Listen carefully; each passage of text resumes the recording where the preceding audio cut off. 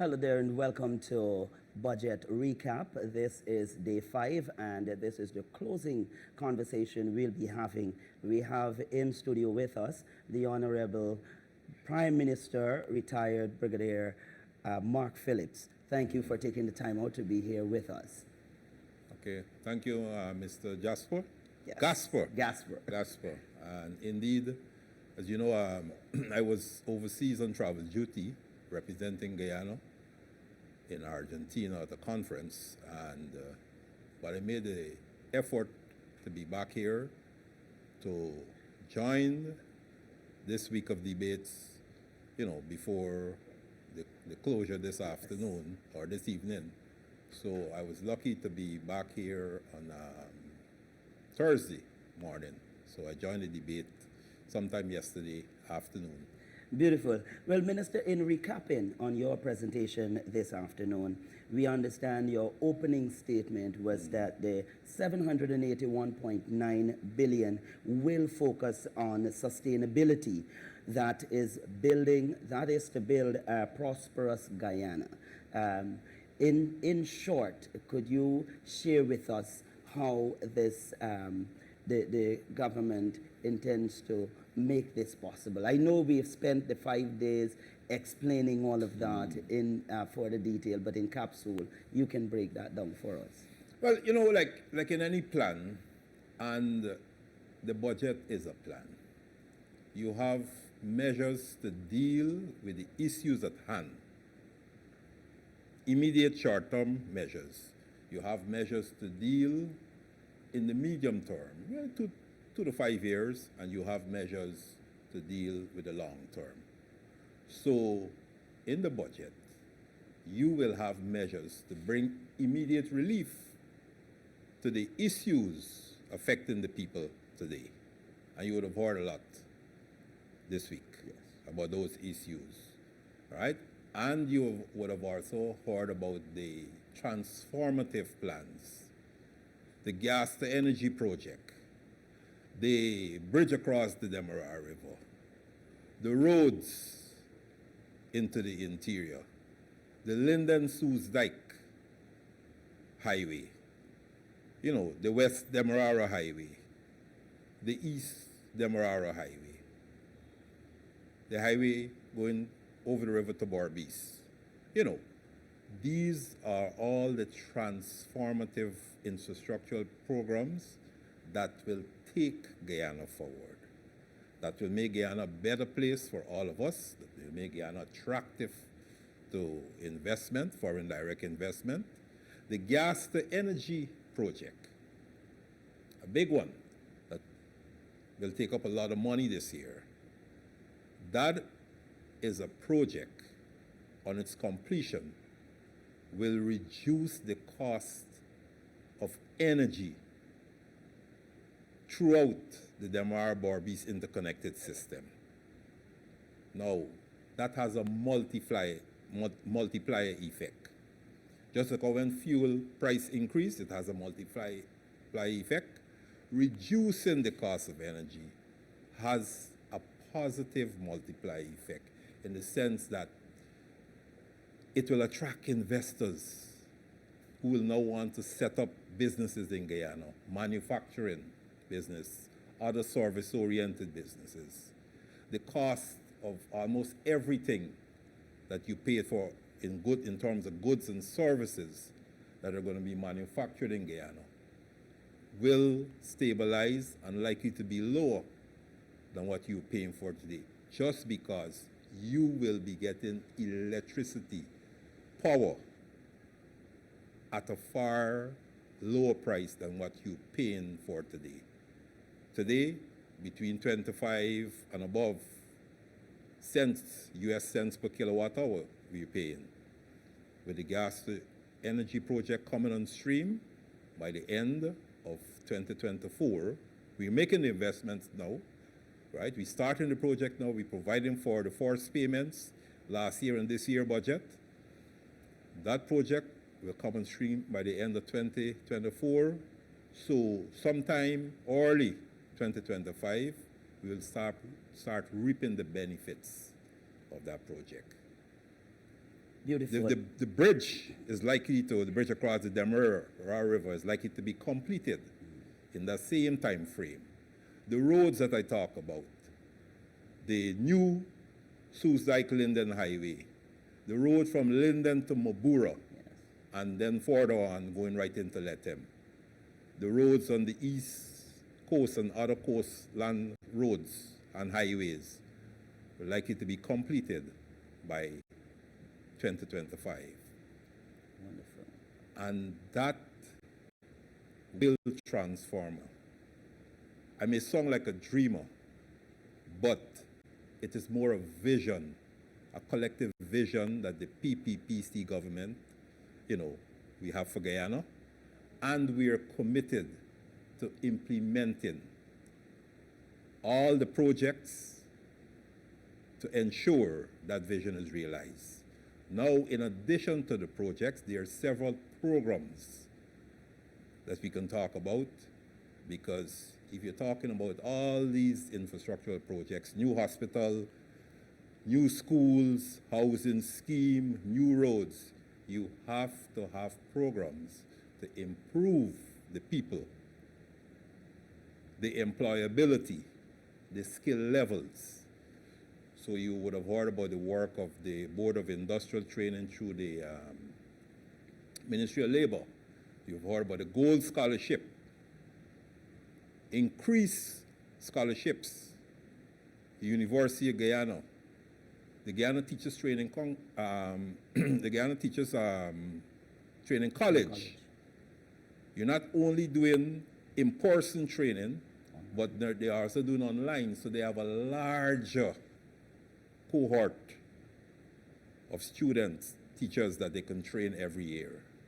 So it's a case of building the infrastructure that is needed to transform Guyana and investing in the development of the people. Beautiful. You have given me a good summary there of the entire week's presentation. Reflecting again on your presentation today, importantly, you did mention about the liberalization of the telecommunication sector, which was a major step for your office since you would have entered into that office. Could you share with us what that means for Guyanese and how much of this budgetary allocation this time will help to strengthen and expand that area? Well, liberalizing the telecommunications sector means that you are dismantling any monopolistic arrangements that would have existed prior to that liberalization. So it now becomes more competitive, and competition, as we know, will lead to a lowering of prices and an improvement in services to the people of Guyana. The immediate result of me signing that liberalization order on the 5th of October, 2020,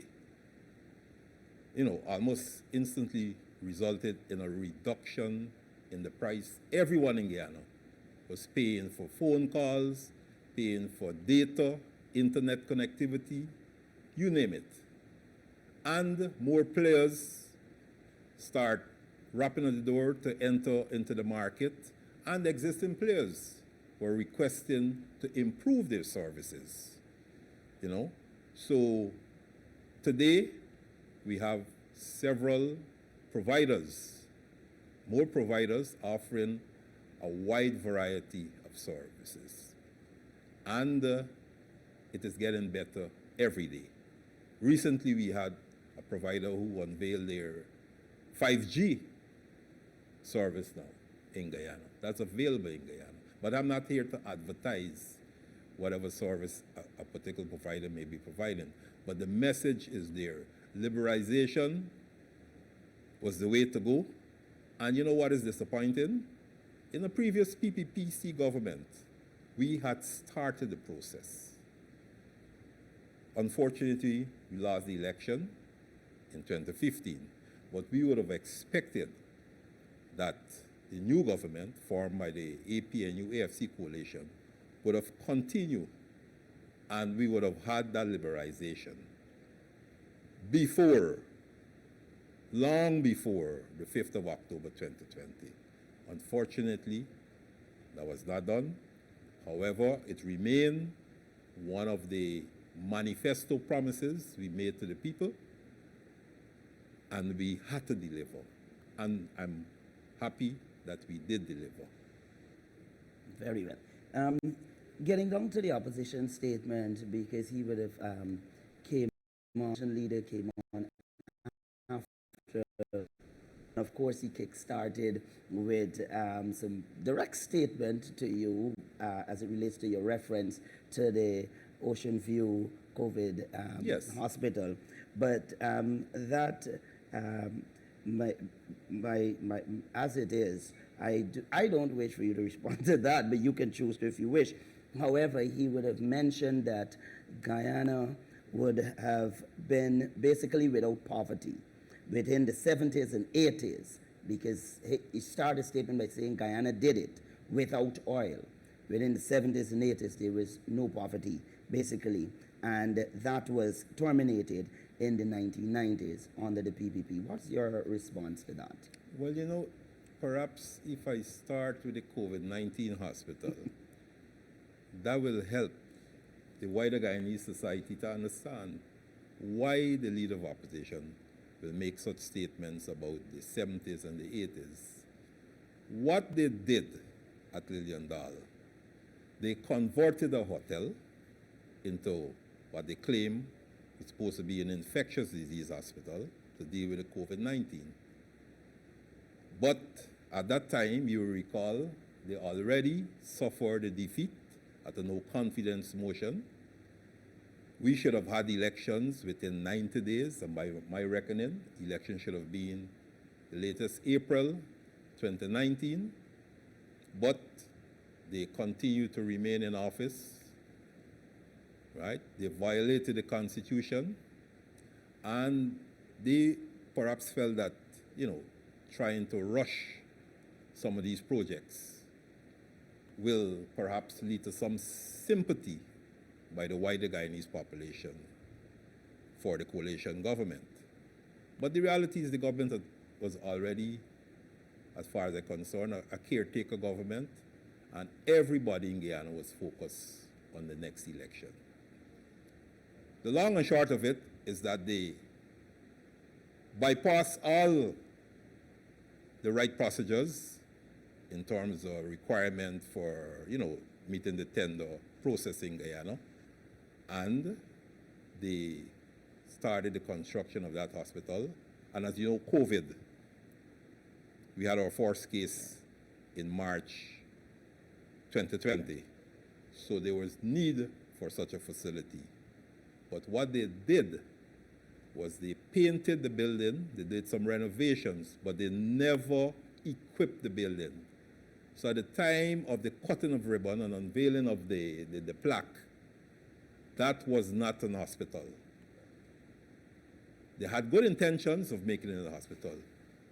When we assumed office on the 5th of August 2020, within 6 weeks, we converted that place into an hospital that started to accept and treat patients.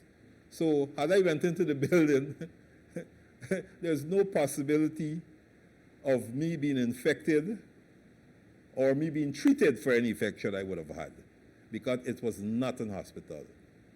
It was just an opportunity for the APFC to have another legacy project unveiled by the then President Granger. With regards to the 70s and the 80s, you know, Gaspar, you were young. You said you were born in 1977. You know, in the 70s, I born in 1961. So I can tell you about the 70s and the 80s and the sufferings. So, to make a long story short, what did he say it was? He said there was no poverty. There was no poverty. No He's poverty. right. There was no poverty. There was misery.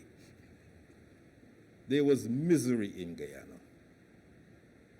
We were short of every conceivable food item that many of us are enjoying now in Guyana. People were jailed because they were found with flour that is widely available in the market now. You know, the government restricted the importation of flour, split peas. I could remember flour and split peas, and many other products.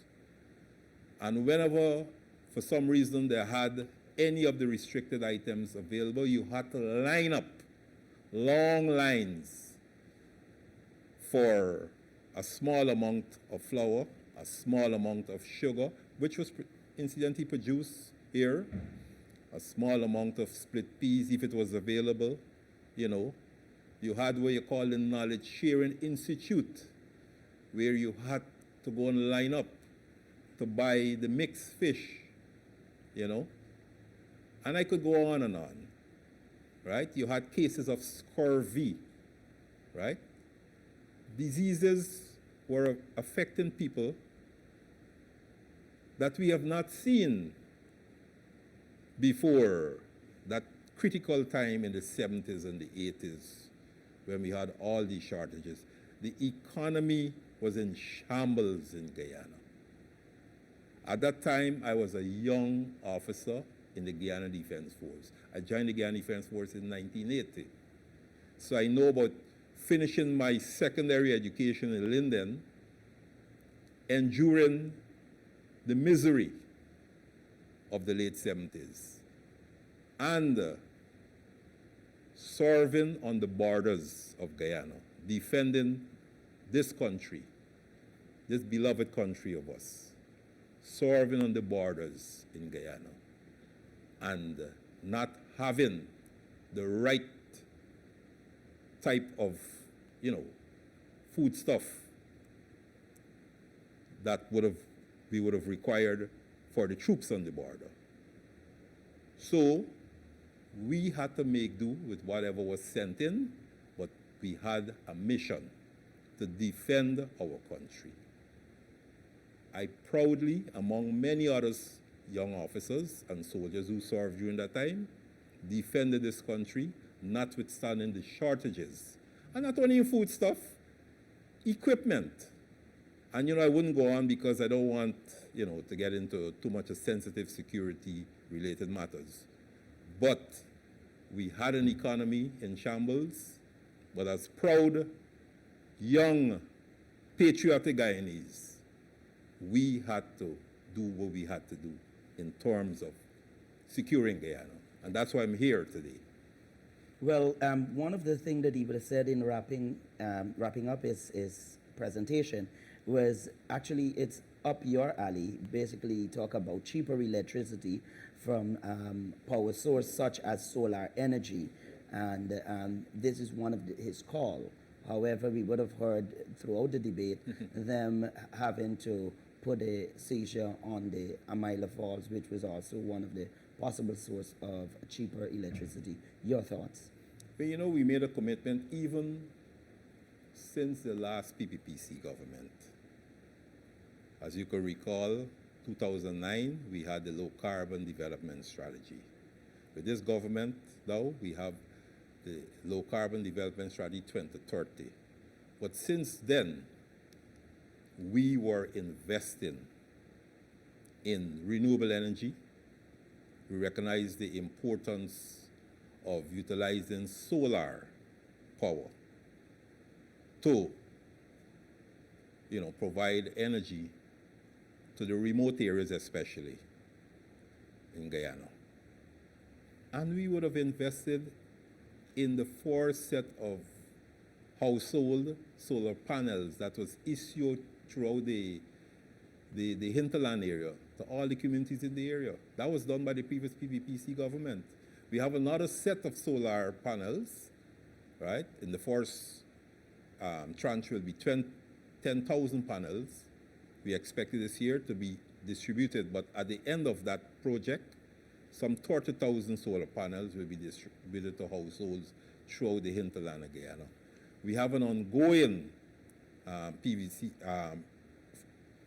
project, right? Solar panel, solar project throughout the Guyana, where many of the villages, the hub, or you could say the community buildings in the villages, are equipped with solar power.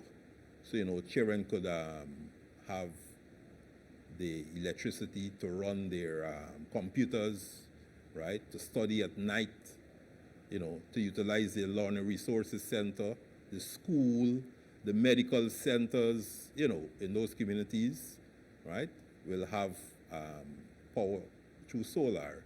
We've already have solar farms at Mabaruma, right? Again, this was conceptualized in the last PPPC government. We have solar farm at Lethem. We have one at Bartica that will be commissioned shortly. And we have one under construction at Madja as I speak. And then we have similar projects for Wakenham, Legwan, and you name it. And you know what? There was 80 million US dollars that we have earned since the last LCDS through our agreement with Norway. 80 million US dollars in an account at IDB that the APNU AFC government refused to touch. And we have since approached the IDB, where we now are going to have a solar project providing 33 megawatts of power. And those farms will be in Berbice, will be in Essequibo, and in Linden to provide electricity to the people. So Mr. Norton cannot lecture to us about renewable energy and the establishment of solar farms to provide electricity. It's something we've been doing long before he became leader of the opposition, and now come with this, you know, suddenly, you know, dream of wanting to lecture to us about using solar power to provide electricity to the people. We are already doing that. We have many projects, many government buildings. You go to the residence of the Prime Minister, you go to the official residence of His Excellency, and you go to many government buildings and you will see the solar panels there providing energy, right? And reducing the costs that they're paying for actual electricity. Okay? We have this year an ongoing program where more and more entities that are utilizing solar energy will benefit from what we call net payments. Okay, they provide energy for their own use, and the excess is transferred to the national grid, and they will be remunerated for that. Very well. When everything nets out. The leader also called for the government to pay public servants 50% increase on wages and salary. Mm-hmm. He went on to ask for free duty-free concession, actually for the expansion of the duty-free concession pool or list, to cater for other MPs and other local officials who have to move around to do their job. And he vociferously asked for the government to provide 50,000 for 50,000 students. This will be per month as a stipend. It's considered as their 50 for 50 policy. Your thoughts on those calls? It's obvious Mr. Norton has a far limited knowledge of economics than I do. And I did mention today that I did Economics 101 and 102 when I was at university. I don't have a degree in economics, but we in an environment now, we haven't earned a lot of revenue from oil and gas. Okay, yes, we can do better for the people, but we have to manage this new resource, this new revenue, this new wealth in a proper manner. If you just go pay money like that, it will not be inflation that they're talking about. We will move to a state of hyperinflation, where everybody, have so much money available to them, and with a limited amount of goods on the market, the price of everything will go up. So as a government, while we recognize that we will increase wages and salaries, right, to cushion the effect of the inflation, we're also removing taxes. For example, fuel. We remove all the taxes from fuel, right, to help to stabilize the price of fuel. We have the payments that they keep talking about, the Because We Care payment, the cash grant, right? And we've removed like taxes from data and many of the fees and other charges that people pay for day-to-day services. In essence, what we're doing is making more disposable income in a managed way available to the people. So it will not lead to hyperinflation, but at the same time, people will have the relief and therefore a little bit more money to do some of the things that need to do on a daily basis, the goods and services that they have to pay for. So it's a case of managing the economy in such a way. So these dreams and these things about giving people $50,000 a month, for a student, that's not going to work.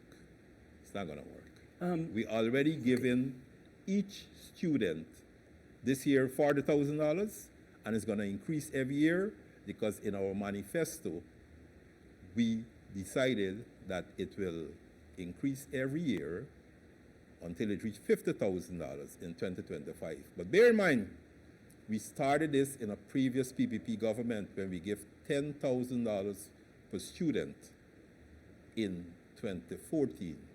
And what happened? The APNU, AFC formed the government in 2015, and they said they don't have any fiscal space. So they stopped it.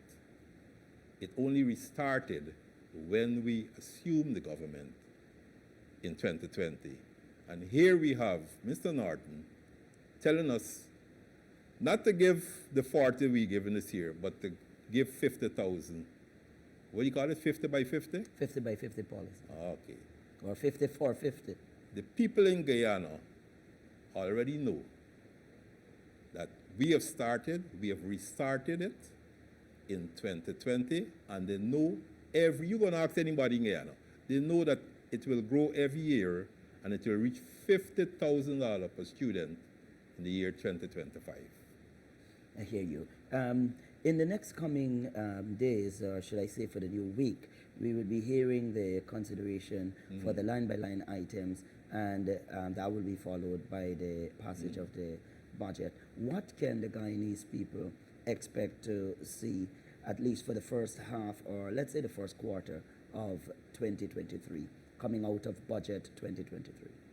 Well, all things being equal, the budget will be passed by next week, Friday. And we will start making monies available for all the projects that are listed to be started this year. Monies will be available for all the salary adjustments that were announced by the President, that commence with effect of the 1st of January this year, and all the programs and projects will now have the funding to realize whatever we set out to implement in the interest of the people of Guyana for the year 2023. So no problem, no worries, the budget will be passed. And we will start, implementing our projects to improve the lives and livelihood of the people of Guyana. Thank you very much, Mr. And before you finish, Go ahead. I wish to add this one. The same Mr. Norton that is making all these statements, the President went to Linden today. Yes. But you know what? The President went to Linden sometime before, and he visited another community You remember, you know Linden? Yes, I know. You know Victory Valley or Valley of Tears? Yes. The last time the president visited that area, the people complained that the road is always, Yes. you know, Sappy and wet. saggy, always wet, muddy and everything. And they appealed to the president. And you know what he did? He said, look, I will provide the money, provided we can get contractors from the same community to build the walkway, the concrete walkway, so we can, you know, have people walk in without having to muddy their shoes and so. The money was provided. I was there at the handing over of the contracts to the people in the area. They finished the work, and then about a week after they finished, Mr. Norton went to Linden, and guess what? He was walking on the same concrete pathway. And when one thought that he was bearing gifts for the people, he was giving out some pamphlets or placards, you call it pamphlets, to the people. So his gift was pamphlets, when the PPPC gift was a walkway, improving the lives of the people. I know the president is there in Linden today, and I know he will be making several promises to the people of Linden that we will deliver. Thank you very much, Mr. Prime Minister, for your comment, and that has brought us to the end of budget debate recap. We have been listening to the Honorable Prime Minister Mark Phillips, and we thank you out there for watching. Stay tuned for next week as we have the consideration of the budget and the passage.